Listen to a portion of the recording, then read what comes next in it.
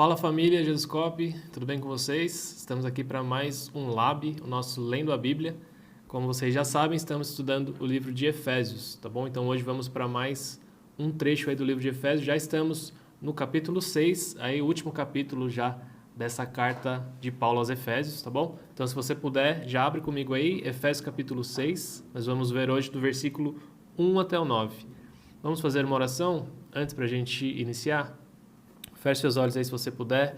Pai, nós te agradecemos, Pai, por mais esse momento aqui juntos na Tua presença, Pai, para estudar a Tua palavra, mesmo que à distância, Pai, nós somos gratos porque temos meios, Pai, de atingir pessoas com a Tua palavra, Pai. Pedimos que o Senhor nos ajude, nos dê sabedoria, nos dê discernimento, nos dê revelação da Tua palavra, Pai, para que nós sejamos apenas um canal aqui transmitindo, Senhor, a Tua verdade, Pai. Pedimos que o Senhor ilumine nossa mente, nosso coração nesse momento, Pai, para que nós possamos, pelo Teu Espírito, Senhor, absorver o máximo da Tua palavra, Pai, que isso gere mudança em nós, Pai. Em nome de Jesus, nós pedimos, Senhor, e já te agradecemos. Amém. Amém? Então vamos para o nosso texto, Efésios 6, versículo 1 ao 9. Antes disso, né, só contextualizando mais uma vez vocês, né, como já dissemos semana passada, só voltando um pouco para a semana passada, para não ficar um partir do zero de hoje. A gente viu semana passada o finalzinho do capítulo 5, né, dessa carta de Efésios, do versículo 21 até o versículo 33, e eu foquei muito no versículo 21, que diz que nós devemos sujeitar-nos uns aos outros no temor de Cristo Jesus, que essa é a base para tudo isso que Paulo vem falando depois, né, do verso 22 até esse verso do capítulo 6, aqui, verso 9, que nós vamos ver hoje. Então, esse sujeitando, né, como eu disse na aula passada, está conectado ao enchimento do Espírito, né? Paulo diz, se não me engano, no verso 18 do capítulo 5, que ele diz, enchei-vos do Espírito, né? Não vos embriagueis com vinho, mas enchei-vos do Espírito. Né? Então, esse enchei-vos do Espírito, ele relaciona posteriormente com algumas ações, né? E a última delas é esse sujeitando-nos uns aos outros no temor de Cristo. E esse texto que nós vamos ver hoje, do capítulo 6, do versículo 1 até o versículo 9, também está nessa correlação da sujeição, tá bom? Da mútua submissão, né? Como nós dissemos semana passada, uns aos outros. Então, nós nos submetemos uns aos outros em Cristo, no temor de Cristo, né? E posterior a isso, Paulo vem explicando o papel, né, de cada um dos membros da família, né? Então, na semana passada, nós falamos sobre a esposa, sobre o marido, e hoje nós vamos entrar nos filhos e também nos servos, né, nos escravos, que era uma relação comum ali para a época em que foi escrita a carta, tá bom? Então vamos para a leitura do nosso texto agora. Abre aí Efésios 6, versículo 1 até o versículo 9, diz assim, ó. Estou lendo na versão NAA, tá bom? Nova Almeida atualizada. Versículo 1 diz, filhos, obedeçam a seus pais no Senhor, pois isto é justo. Honre o seu pai e a sua mãe, que é o primeiro mandamento com promessa, para que tudo corra bem com você e você tenha uma longa vida sobre a terra. E vocês, pais, não provoquem os seus filhos à ira, mas tratem de criá-los na disciplina e na admoestação do Senhor. Quanto a vocês, servos, obedeçam a seus senhores aqui na terra com temor e tremor, com sinceridade de coração, como a Cristo, não servindo apenas quando estão sendo vigiados, somente para agradar pessoas, mas como servos de Cristo, fazendo de coração a vontade de Deus. Sirvam de boa vontade, como se estivessem trabalhando para o Senhor e não para pessoas, sabendo que cada um, se fizer alguma coisa boa, receberá isso outra vez do Senhor, seja servo, seja livre. E vocês, senhores, façam o mesmo com os servos, deixando as ameaças, sabendo que o Senhor, tanto deles como de vocês, está nos céus e que Ele não trata as pessoas com parcialidade. Tá bom? Então, até o verso 9, nós vamos ver hoje juntos, né? E vamos voltar agora, verso a verso, aí, procurando entender um pouco mais o que Paulo está nos dizendo, né, nesse trecho do capítulo 6, tá bom? Como disse, está relacionado com o verso 21 do capítulo 5, nessa questão da submissão mútua, tá bom? Então, Paulo continua agora, né? Ele falou sobre a função, né, o papel da esposa, o papel do marido. Agora ele está dizendo sobre o papel dos filhos, né? Então, no verso 1, ele diz, filhos, obedeçam a seus pais no Senhor, pois isso é justo.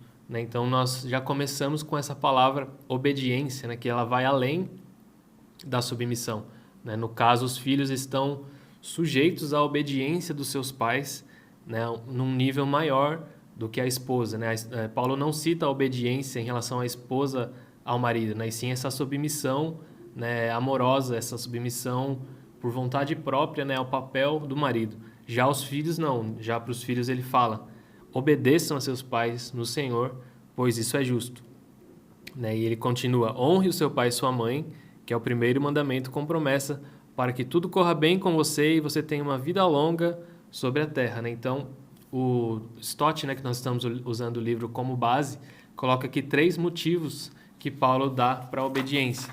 E são eles, né, a natureza, a lei e o evangelho, né? Então, a natureza, que Paulo diz, pois isso é justo, né? Então, é natural que os filhos obedeçam aos pais, né? Isso independente da cultura, né? Nas mais variadas culturas, nós vemos isso através dos séculos, né? Através dos anos, que é algo comum, é algo natural para as pessoas, essa relação que o filho tem de obediência para com o pai. Então, é o primeiro fator, né? A natureza. O segundo é a lei, né? Da mesma forma que é natural, também está na lei de Deus, né? Está nos mandamentos. Paulo até cita aqui o mandamento dito pelo próprio Deus lá em Êxodo 20, né? Quando ele entregou as leis para Moisés, né? As tábuas da aliança. Então ele diz: honre seu pai e sua mãe, que é esse primeiro mandamento com promessa, né? Então faz parte também da lei de Deus, né? Essa obediência, né?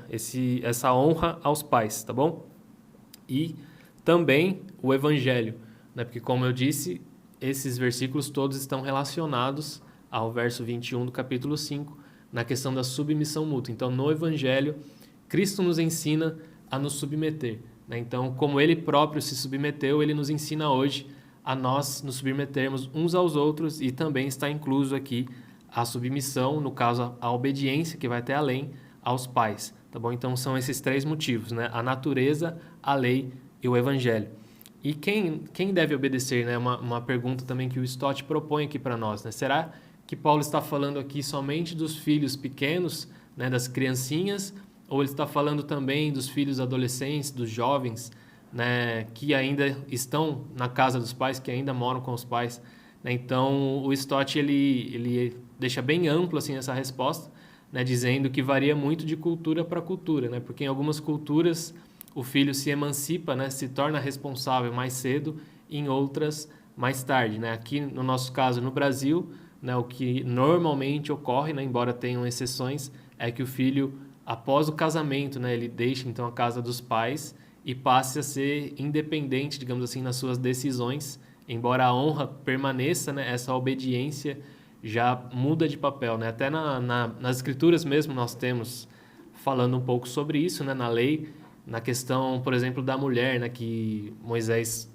diz, né? Se a mulher ela fizesse um voto, né? E o pai dela não concordasse, ela não era obrigada então a cumprir o voto, porque o pai era autoridade sobre ela. E no mesmo caso os maridos, né? Então tanto o pai como o marido passavam a ser autoridade ali de decisão sobre a mulher, né? Então nós vemos que depois que ela casou, a autoridade é do marido, né? Então nós entendemos que a partir do momento que casamos, né, que deixamos a casa dos nossos pais, né, para nos unir à nossa esposa, nós temos mais responsabilidade nas nossas decisões, né, e não estamos tão presos mais a essa obediência dos nossos pais, tá bom? Mas até lá, né, enquanto moramos com os nossos pais, devemos sim prestar obediência a eles, né, independente de sermos maior de idade, enfim, e de acharmos às vezes que entendemos melhor, ou às vezes até mesmo que ele usa de exemplo, né? A questão até do batismo, o Stott usa de exemplo, né? Eu tenho um filho e ele quer muito se batizar, ele se converteu, ele quer batizar, porém seus pais não são convertidos e não querem que ele batize, né? O Stott aconselha que essa criança obedeça, se submeta aos pais e espere, né, o momento oportuno para que então ele se batize, né? Então é um nível de obediência assim bem grande, né? Bem rígido, que a palavra de Deus nos coloca em relação aos nossos pais, né? Claro que, como sempre a gente diz, né, a nossa maior obediência deve ser a Deus, né? Como eu disse então semana passada em relação à mulher e ao marido, né? Também em relação ao filho, né? Se Deus nos deu uma ordem, né? Se há algo explícito na palavra de Deus que nós devemos fazer, né? Cabe a nós obedecer a Deus ou aos homens, né? Como os apóstolos disseram ali no livro de Atos, né? Então, eu creio que tudo que a palavra de Deus diz de forma explícita que nós devemos viver, independente dos nossos pais concordarem ou não, nós vivemos, né? Até porque na nossa cultura isso é muito tranquilo, assim, aqui no Brasil. Mas se nós formos olhar no Oriente Médio, por exemplo, né? As pessoas quando se convertem, elas causam uma afronta muito grande aos pais, né? E muitas vezes são expulsos, né, da família, perdem os direitos de filho por causa do evangelho, né? Então, é esse tipo de obediência que eu estou falando, né? Se eu estou disposto a realmente me comprometer com o Senhor, né? A assumir esse compromisso, vai além nesse caso, né? Como no caso do Oriente que eu citei, da obediência aos pais, tá bom? Então, mas aqui, né, nós vivemos uma situação um pouco mais tranquila, né? Dificilmente o pai impede o filho de participar, mesmo que ele não participe, né? Então, é mais tranquilo para a gente lidar com esse tipo de situação, tá bom? Mas sim, né, independente da sua idade, como filho, você está debaixo dessa obediência dos seus pais, né? E isso é muito importante de nós lembrarmos, né? Porque é o próprio Deus quem falou isso, né? E algo muito importante também em relação a isso, né, até para os próprios pais, né, é que os filhos obedecem aos pais por conta do mandamento. É um mandamento essa obediência, né? Não é simplesmente pela vontade do pai, né? Então, Deus nos deu essa autoridade, né, como pais, Ele nos delegou autoridade. Então, quando nós comandamos os nossos filhos, nós estamos no papel, né, na representatividade do próprio Deus, né? Nós não estamos buscando a nossa própria vontade, né? Mas sim que a palavra de Deus se cumpra, né? Até li isso num livro sobre educação de filhos, né? Se não me engano é Pastoreando o Coração da Criança. Ele diz isso, né? Que quando nós vamos corrigir o nosso filho, é importante que nós deixemos claro para ele que não é porque ele desobedeceu a nós como pais, mas sim porque ele desobedeceu a Deus, né? Ele está desobedecendo a palavra de Deus. Então é isso que nós temos que sempre imputar no coração dos nossos filhos desde cedo, né? Ó, essa obediência é em relação a Deus, não é simplesmente a mim, né? Não sou eu que estou requerendo essa obediência de você. O próprio Deus requer isso, né? Então, quando corrigir os nossos filhos, é importante que nós, desde cedo, né, deixemos claro isso, que não é porque eles estão indo contra nós, contra a nossa vontade, mas porque eles estão indo contra a vontade de Deus, contra a palavra de Deus, né? Então, isso vai gerar nos filhos, né, esse temor ao Senhor já desde a juventude, né, entendendo realmente esse papel, né? E até acho importante também nós, como pais, né, nos colocarmos nesse papel de vulneráveis, né, em relação à palavra, né, de deixar claro para os nossos filhos também que nós estamos sujeitos à mesma palavra e que nós também erramos, né? Então, mostrar até para eles quando errarmos, né, em relação até ao próprio convívio com eles, ou na casa, ou enfim, qualquer outra coisa, para que eles percebam que não são só eles que erram, né, que não são só eles que estão debaixo dessa lei, mas nós também erramos, né? Então, nós também nos sujeitamos à mesma lei que eles, né? Nós não estamos inventando algo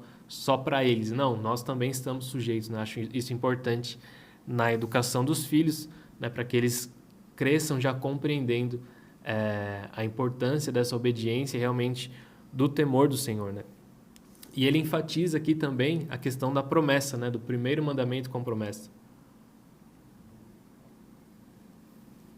E qual é? Qual é essa promessa que Deus coloca aqui? Para que tudo corra bem com você e que você tenha uma vida longa. Então ele promete que tudo vai correr bem, né, que nós teremos, através da obediência, uma vida próspera e também uma vida longa, né, uma longevidade na nossa vida. Então, Deus deixou muito claro aqui essas promessas, né, para que nós também busquemos, né, alcançar essas promessas através da obediência, né? A palavra de Deus tem muito disso, de Ele sempre nos dar bênçãos, né, nos dar bênçãos relativas à obediência, né? Tem na lei aquela relação de bênçãos e maldições, né? Se você obedecer, se você andar conforme a lei, eu vou te abençoar, vou te fazer próspero. Mas se você desobedecer, então você sofrerá as consequências, né? Então, em toda a palavra de Deus, ele deixa muito claro que ele deseja a obediência e que ele ainda recompensa a nossa obediência, né? O Novo Testamento diz, né, que ele é galardoador daqueles que o buscam. Então, também é importante nós entendermos que há, sim, essa promessa, né, que nós podemos alcançar essa promessa através da nossa obediência, tá bom? Versículo ali, né, verso 1, filhos, obedeçam aos seus pais no Senhor, pois isso é justo, né? Honre o seu pai e sua mãe, que é o primeiro mandamento com promessa, para que tudo corra bem, você tenha uma vida longa sobre a terra. E aí ele entra nos pais agora, né? Ele diz no versículo 4, e vocês, pais, não provoquem os seus filhos à ira, mas tratem de criá-los na disciplina e na admoestação do Senhor, né? Então ele também coloca aqui o dever dos pais, né? E outro ponto só para eu fechar em relação aos filhos, que eu me lembrei que é muito importante, é que somente o fato de Paulo aqui estar citando os filhos também representa que eles eram aceitos na comunidade cristã ali da época, né? Porque as crianças nessa época aqui do primeiro século, elas eram tidas como com desprezo, né? Elas eram maltratadas, né? Para vocês terem ideia, o pai romano, né? O pai com a cidadania romana, ele poderia descartar o seu filho, né? Se ele achasse que ele não, se ele não quisesse simplesmente assumir a criança, o cuidado da criança, ele poderia simplesmente descartar como se fosse uma coisa, né? Então era algo bem pesado assim para a época. E as crianças não eram tidas em estima, né? Não era dado o devido valor para as crianças, né? Aqui, nesse texto de Paulo, nós já vemos um efeito até do que o próprio Senhor Jesus falou, né? Quando os discípulos tentaram afastar ali as crianças dele, né? Da presença dele, Jesus fala bem claramente, deixem vir a mim, né? Os pequeninos, porque deles é o reino dos céus. Então, a igreja que desde os primórdios compreendeu e passou a valorizar os filhos, as crianças, né, também nesse contexto, tanto que elas são citadas, né, os filhos são citados diversas vezes no Novo Testamento como fazendo parte realmente já da igreja, da comunidade cristã, né, tendo ali o dia a dia também com a igreja, tá bom? Então é muito importante que nós entendamos que Jesus, que o Evangelho redimiu também essa posição da criança, né? Assim como redimiu a posição da mulher, né, dando a devida importância à mulher, colocando a mulher no seu lugar, né? Paulo diz, se não me engano, na carta aos Gálatas, né, que não há diferença entre homem e mulher também, né, ali na lista que ele faz, né, entre judeu e gentil, entre bárbaro, né, ou não bárbaro, mas e também ele cita escravo ou livre, homem e mulher, né? Então ele coloca todos nós, né, na mesma posição diante de Deus, né? Não depende do nosso gênero, da nossa posição social, né? Todos nós estamos na mesma posição hoje diante de Deus, né? E ele faz questão de falar aqui diretamente aos filhos, né? Então, mas indo agora para a questão dos pais, né? Ele diz: pais, não provoquem os seus filhos à ira, mas tratem de criá-los na disciplina e na admoestação do Senhor, né? Então, o pai aqui, né, ele não agirá, né, como esse pai romano que eu disse que pode descartar o seu filho, né? Mas ele vai agir com disciplina, com admoestação, realmente nutrindo o seu filho, né? Cuidando do seu filho. Essa palavra aqui que ele coloca, ó, tratem de criá-los, né? Esse criá-los tem a ver com nutrir, né? Com alimentar o filho, né? Então, e a disciplina e a admoestação, né? A disciplina como um treinamento e a admoestação como uma instrução, uma advertência, né? Então, trate de nutrir o seu filho, de instruí-lo, de treiná-lo, né? Para que ele venha se desenvolver, né? Como pessoa, de maneira que cumpra, né, a vontade de Deus para a vida dele, de maneira que ele venha ser uma pessoa boa, uma pessoa de caráter, que ele venha a ver no pai, né, como ele deve ser também, o pai, enxergando o pai vivendo a palavra de Deus, para que ele possa também viver a palavra de Deus, né, desde a sua juventude, né? Então, ele coloca esse contraste, né, do dever dos pais, que o pai não deve ser como o pai era ali da época, provocando os seus filhos à ira, mas sim criá-los na disciplina e na admoestação do Senhor, né? Então, ele diz que o pai não deve provocar o filho à ira, né? Não deve abusar da sua autoridade de pai também, né? Porque cria uma relação desconfortável também. Por mais que o pai tenha essa posição de autoridade, por mais que o filho esteja sujeito à obediência do pai, se o pai está sempre provocando, está sempre abusando da autoridade que lhe foi outorgada, né? O filho vai acabar até tendo uma relação ruim com o pai, vai acabar gerando traumas no filho, né? Então, não é isso que está proposto aqui no Evangelho, né? E sim que o pai possa entender a particularidade de cada um dos seus filhos, né? E realmente criá-lo no temor do Senhor, né? Nesse espírito de amor, de submissão mútua, né? Entendendo o seu papel, a sua responsabilidade de pai, realmente fazendo todo o possível para criar o seu filho com a responsabilidade que lhe foi outorgada da educação, né? Hoje nós vemos muito, né, que os pais até tentam terceirizar a educação, né, como se a escola fosse responsável pela educação das crianças, né? Mas não é isso que nós vemos na palavra de Deus, né? Desde lá do Antigo Testamento, dos primeiros livros, nós vemos que Deus deixou muito claro essa função do pai, né, de realmente educar a criança, de instruir a criança no caminho, né, de ensinar a ela a lei, os mandamentos, para que ela cresça já nesse ambiente, nesse temor do Senhor, né? Então, a própria escolha de Abraão, né, foi muito por conta disso. Se não me engano, em Gênesis 18, né, tá escrito que quando Deus ia destruir Sodoma e Gomorra, né, ele desce ali para conversar com Abraão, ele diz que ele escolheu Abraão porque ele sabia que Abraão iria transmitir aos seus filhos, né, as promessas de Deus, o temor de Deus, sabia dessa capacidade que Abraão tinha de transmitir tudo que Deus havia prometido a ele, né? Tudo que Deus havia falado com ele. Então, esse foi um dos motivos, né? E é muito claro, assim, ao longo de toda a Bíblia, essa questão e essa responsabilidade dada aos pais, então, da educação também dos filhos, né? E o Stott até entra num ponto aqui também da disciplina, né? Porque nós vemos hoje também falando muito contra nessa questão da vara, né? De corrigir a criança com a vara, né? Que é algo que está na palavra de Deus, né? E ele diz aqui que há essa necessidade, né? De ter um equilíbrio. É claro que nós não somos a favor de bater na criança, de espancar a criança, de tratar mal a criança, porém a Bíblia nos adverte que é necessário uma correção, né? Porém, o que ele até coloca aqui, que eu já vi outros autores também dizendo, né? Até como eu citei esse livro, né? Pastoreando o Coração da Criança, ele diz a mesma coisa. É que quando houver essa necessidade de disciplina física, né? Porque muitas vezes a criança ainda não tem um entendimento para que ela possa compreender um castigo, por exemplo, é que o pai não execute essa disciplina num momento de raiva, é que o pai espere baixar, né? Tenha esse autocontrole, né? E então depois que passar esse momento, né, do nervoso ali, ele então converse com a criança, explique para a criança que o que ela fez foi errado e então, se houver necessidade, que ele aplique a disciplina, né? Então, é algo que é bem difícil de falar, né, na nossa sociedade hoje, porque as pessoas não aceitam muito, mas é um princípio bíblico, né? E há diversos versículos ali no livro de Provérbios que é tido como um livro de sabedoria que nos instruem, sim, a corrigir os nossos filhos, né? Nós não podemos deixar que eles cresçam da maneira que eles quiserem, né? Como donos das suas próprias decisões,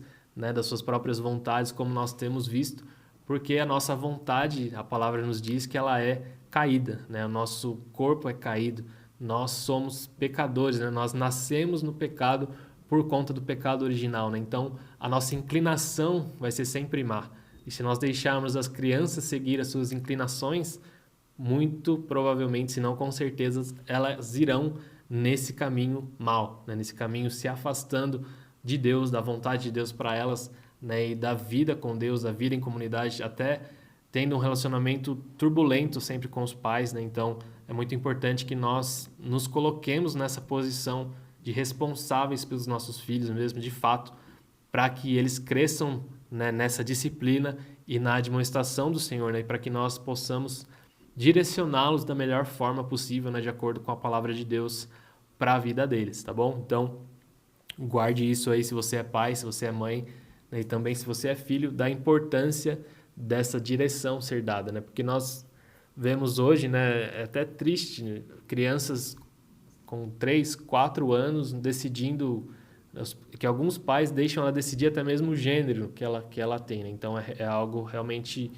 difícil, pesado, né? Mas que há necessidade de nós falarmos o que a Bíblia está falando, né? E nós defendermos a nossa posição enquanto cristãos, né? De que nós somos responsáveis, sim, pela educação dos nossos filhos e nós podemos, sim, criá-los de acordo com a palavra de Deus, que é o que nós entendemos que é o melhor padrão de vida para nós. Amém?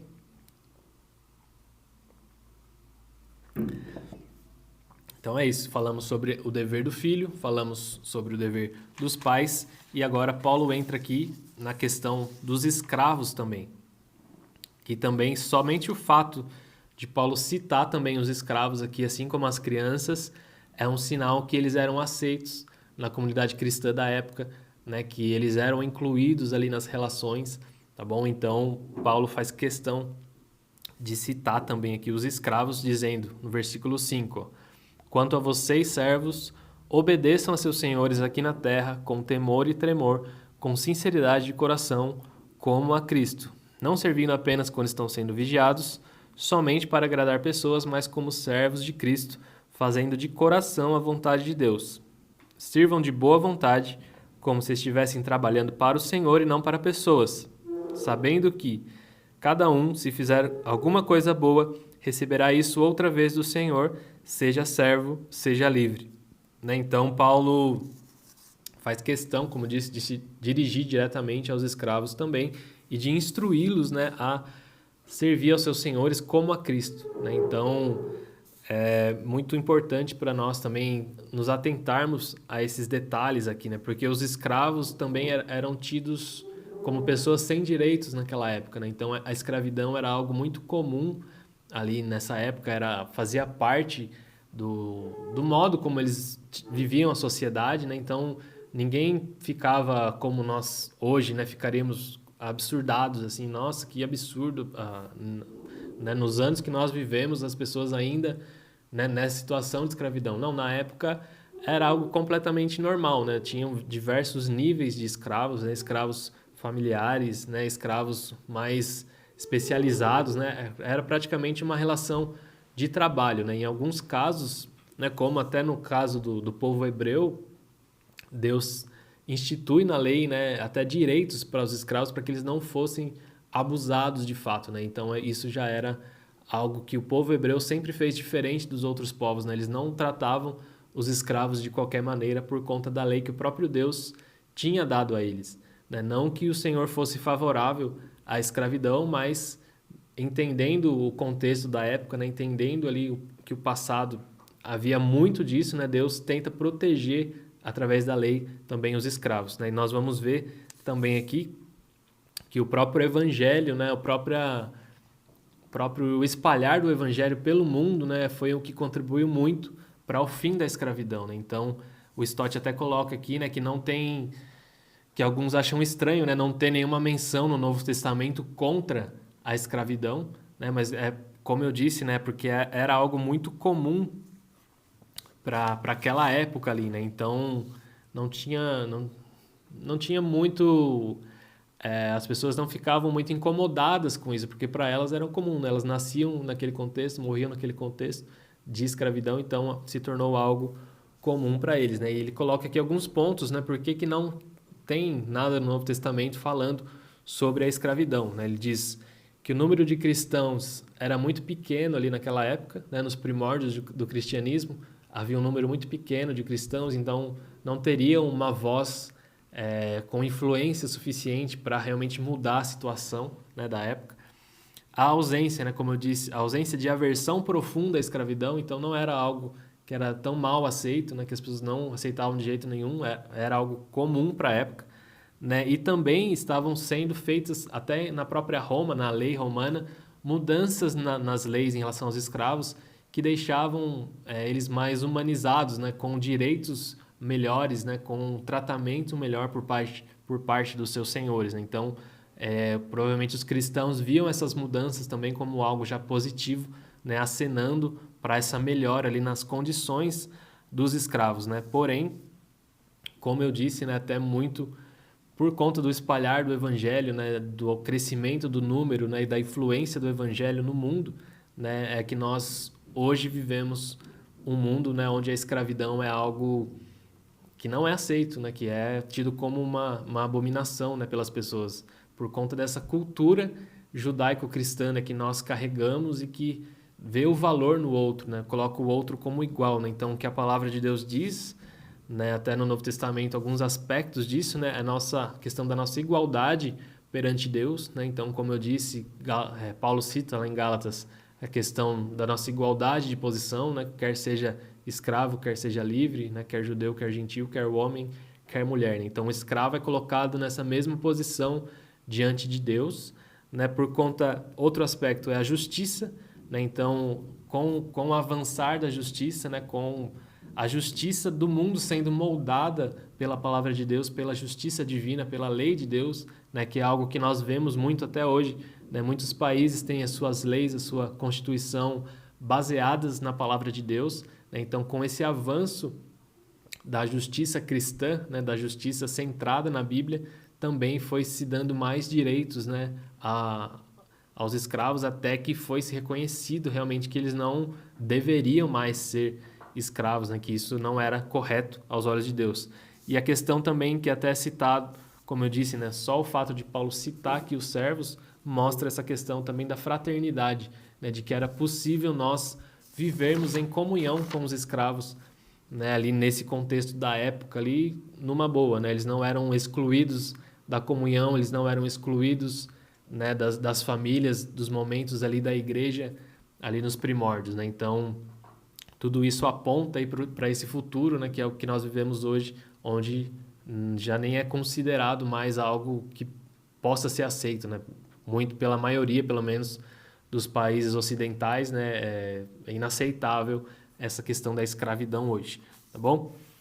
E ele termina, então, esse trecho aqui falando também aos senhores, né? Ele coloca aqui os deveres dos servos, né? Dizendo que os servos devem servir com temor, com tremor, com sinceridade, como a Cristo, né? Então, não servir porque o seu senhor é bom ou ruim, né? Ou porque o seu trabalho é bom ou ruim, mas servir como a Cristo de fato, né? Eu creio que nós podemos também até aplicar um pouco do que está aqui nas nossas relações de trabalho de hoje, né? Porque se aplica, né? Querendo ou não, os servos eram os trabalhadores ali da época, né? E nós hoje necessitamos também trabalhar, né? Muitos de nós em funções mais braçais, outros em funções mais de pensamento, de criação, porém todos nós trabalhamos de alguma forma, né? Então, creio eu que podemos aplicar também o que Paulo diz aqui ao nosso trabalho, né? Então, que nós não sirvamos somente quando estamos sendo vistos, né? Mas sim de coração, né? Como a Cristo, né? Então, ele diz que nós devemos fazer de coração a vontade de Deus, né? Sirvam de boa vontade, como se estivessem trabalhando para o Senhor e não para pessoas, né? Então, se tudo que nós fizermos hoje, né, assim como Paulo instrui eles aqui a fazerem, fosse como ao Senhor, né, fosse como fazendo para Deus, né, com nosso melhor, a nossa excelência, será que estaríamos fazendo como fazemos hoje? Né? Então, fica aí algo para a gente refletir juntos, né? Será que nós estamos trabalhando, né, estamos executando as nossas tarefas cotidianas como se fosse para o Senhor, ou nós estamos fazendo de qualquer maneira, né? Ou fazemos melhor somente quando estamos sendo vigiados, né? Ou então somente fazemos quando tem alguém vigiando, né? Quando não tem, nós simplesmente nos omitimos, né, das nossas funções. Então isso é algo para a gente pensar junto, né? Porque também é uma maneira, né, de até roubar o seu patrão, né? Se você não está agindo de maneira correta, de maneira ética com o seu patrão, com o seu tempo, você está roubando o seu patrão, porque ele te paga para trabalhar às 8 horas, né? Se você trabalha 6, se você trabalha 5, né? Se você enrola, como a gente diz, né? Esse termo enrola com outras atividades que não têm a ver com o seu serviço, né? Ou se você ainda executa atividades dentro do seu horário de serviço que não tem a ver com a sua função, você está roubando o seu patrão, né? Então é algo realmente para a gente pensar também como cristãos, que isso não é o nosso modo de viver, né? E sim que nós possamos viver como Paulo instrui aqui aos escravos, né? Viver servindo de coração, né? Não servindo somente quando estamos sendo vigiados, mas fazendo tudo como se fosse ao Senhor, né? Eu creio que nós melhoraríamos muito em excelência, né? Em qualidade, se nós de fato fizéssemos isso, né? Em tudo que fizermos, né? Então, que tudo, né? Imagina tudo que for feito, desde trabalho voluntário, desde o seu trabalho remunerado, né? Desde algo que você faz, né, até mesmo na própria igreja, né, para instruir as pessoas, enfim, algum conteúdo, seja o que for que você faça, né, se nós fizermos como fazendo ao Senhor, né, com toda essa excelência, com todo o nosso coração, tentando, né, dar o nosso melhor de fato, eu creio que seria muito benéfico aí para todos nós como cristãos, para toda a igreja de Cristo, né, porque as pessoas realmente fariam de coração, né, fariam de maneira excelente pelo fato de estar fazendo ao Senhor, né? Não porque eu estou fazendo para o outro, né? Às vezes acontece, né, de nós até vermos, às vezes, pessoas que quando é para alguém mais importante, né, ela executa melhor, né? Ela é mais proativa, ela é mais animada em realizar o serviço, faz com mais excelência, né? Faz sem cobrança, né? Assume a responsabilidade, né? Mas quando é uma outra pessoa que não tem tanta importância pedindo, né? A pessoa parece que não dá tanta importância também ao que tem que ser feito, né? Então, independente de para quem é, né? Que todos nós façamos de fato como ao Senhor, né? Com todo o nosso coração, com toda a nossa excelência, né? Não olhando o para quem nós estamos fazendo, mas sim entendendo que fazemos para Ele, né? Para Deus, para o Senhor, para a glória dele. E ele termina aqui dizendo em relação aos senhores, né? No versículo 9, como eu comecei falando e parei, voltei para os servos, ele diz no verso 9: E vocês, senhores, façam o mesmo com os servos, deixando as ameaças, sabendo que o Senhor, tanto deles como de vocês, está nos céus e que ele não trata as pessoas com parcialidade. Né? Então, tudo que ele aplicou aqui aos servos, ele também aplica aos senhores. Né? Então, que eles também tenham esse bom tratamento com os seus servos. Né? Então, se você, nessa condição de patrão hoje, né, que você também faça essa correlação que nós fizemos aqui, né? Que você trate as pessoas da mesma forma que Paulo diz aqui, que você faça as coisas, né, como ao Senhor também, né, que tenha esse bom relacionamento aqui, entendendo isso, ó, que nós temos o mesmo Senhor, né? Sabendo, Paulo diz, que temos o mesmo Senhor, deixando as ameaças, né? Então, até o Douglas falou no nosso treinamento de líder sobre isso, né? Que um líder que lidera com ameaça é porque ele não tem autoridade. A partir do momento que o líder tem autoridade na sua liderança, ele não precisa ficar fazendo ameaças, né? Então, vamos seguir aqui o conselho de Paulo, né? Deixando as ameaças e sabendo que nós temos o mesmo Senhor, né? Sabendo que nós também iremos prestar contas ao mesmo Senhor que os servos, né? E nós, enquanto patrões, né? Enquanto senhores aqui, também prestaremos contas ao mesmo Senhor que o nosso empregado, que o nosso servo prestará, né? Então, e ele termina dizendo, né?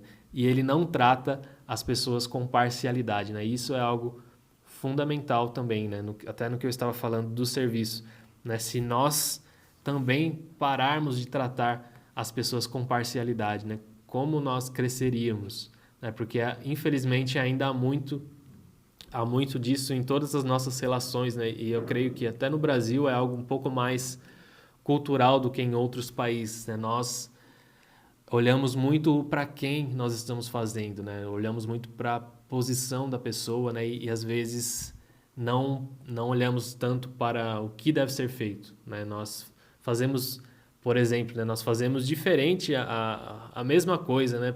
Se for eu tenho uma mesma função para ser realizada, né? Mas uma é para uma pessoa de grande importância, né? E a outra é para uma pessoa mais simples, né? Nós executamos a mesma coisa de maneiras diferentes porque nós temos muito em nosso coração, né? Pecaminoso, essa questão da parcialidade, né? Então, nós temos que também ser transformados nisso, né? Nos arrepender disso e passar a viver tratando todo mundo, né? Da mesma maneira, independente da sua posição, né? Paulo até escreve isso em outra carta, né, dele, que até em relação ao momento de culto ali, né, se chega pessoas de status sociais diferentes, que a gente não deve dar uma atenção maior para alguém que é rico, né, e desprezar alguém que é pobre, né? Paulo não diz não, tratem todos da mesma maneira, né? Não interessa se ele tem uma posição, né, melhor financeiramente ou não, se ele tem uma posição até política, né, ou não, se ele tem um cargo, não importa, né? Ali na comunhão dos santos, na nossa reunião, todos nós devemos ser tratados da mesma maneira, né, sem parcialidade, não tratando ninguém com parcialidade, assim como o próprio Deus também não trata, tá bom? Então nós fechamos aqui o nosso texto de hoje, né, até o versículo 9, Efésios 6, verso 1 a 9, e na próxima semana continuamos aí a partir do versículo 10. Creio eu que teremos mais 2 aulas aí, né, depois dessa, para nós finalizarmos então esse livro de Efésios, e então iniciamos um novo livro aí juntos no nosso Lab, tá bom? Muito obrigado você que ficou aqui até o final, né? Se isso fez sentido para você, se te edificou, se te encorajou de alguma maneira, encaminhe, né, para as pessoas que você crê que também deveriam ouvir essa mensagem, tá bom? Nós gostamos muito, né, desse formato aqui mais expositivo, né, passando verso a verso, e eu acho isso muito importante para o nosso crescimento realmente como cristãos, né? Porque nós não ficamos ali pegando textos isolados, mas sim realmente buscando entender, né, o que cada verso está querendo dizer dentro do seu contexto aqui, né, e como nós podemos aplicar isso a nós, né? Então, que nós possamos aplicar também tudo isso hoje, né, que nós ouvimos, tanto os filhos, quanto os pais, quanto os servos, quanto os senhores, né, ou empregados e patrões, que nós possamos aplicar isso aqui na nossa vida, né, que não seja somente mais uma aula aí que você está ouvindo, somente mais um conteúdo, né, mais uma informação entrando no seu cérebro, mas que realmente gere transformação aí na sua vida, na sua família, tá bom? E que o Senhor possa fazer isso por nós, né? Vamos orar para que o Espírito nos ajude a aplicar essa mensagem aqui juntos. Papai, nós mais uma vez te agradecemos, Pai, e pedimos que o Senhor nos ajude a aplicar, Senhor, tudo isso que nós temos visto aqui juntos, Pai, tudo que nós temos ouvido, Pai, na Tua Palavra, Pai, tudo que nós temos lido, estudado, Pai, e compartilhado aqui, Pai, que isso gere vida em nós, que gere transformação em nós, Pai, que realmente as nossas vidas, Pai, sejam moldadas, Pai, pela Tua Palavra, que nós não venhamos a nos conformar, Pai, com os padrões do mundo, Senhor, mas sim sejamos transformados, Pai, pela renovação da nossa mente, Pai, que nós de fato, Senhor, entendamos, Pai, que em Ti, Senhor, somos uma nova criatura, uma nova criação, Pai, que as velhas coisas já passaram, Pai, que nós devemos viver de fato pela Tua lei escrita no nosso coração, Senhor, pela Tua palavra, Pai, que nós possamos crescer mais e mais nisso, Senhor, até que cheguemos à estatura do Teu Filho. Pai, no nome de Jesus, nós pedimos, Pai, e já te agradecemos. Amém. Deus abençoe vocês. Até a próxima.